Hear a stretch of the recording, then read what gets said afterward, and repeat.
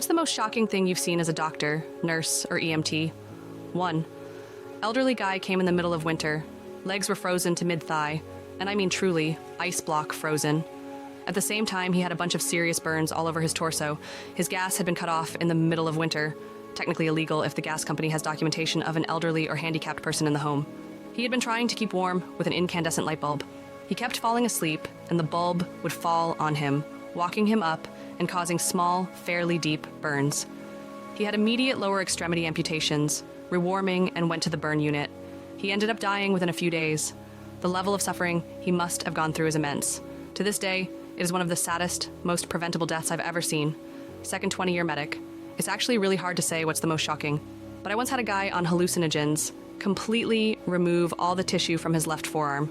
Took it clear down to the radius and ulna. Dude was just chilling, like everything was normal. It was crazy and definitely goes on the list. 3. Ex-EMT here. I always thought babies took time to be born. Well, that's not always the case. I was helping a woman who wasn't English speaking. She was very pregnant, and we kept trying to tell her to calm down, to breathe, but she was just screaming, and in a blink, a baby popped out into her sweatpants. We cut off her blue sweatpants, and there was a baby girl. Just like that. It just popped out. 4. This guy kept to my unit because he was aspirating on something.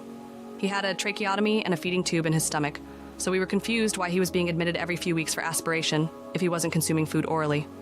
We eventually learned that his sister's wife, yes, had been pouring whiskey down his trach. To top it off, he touched or tried to touch every female nurse and tech that had him.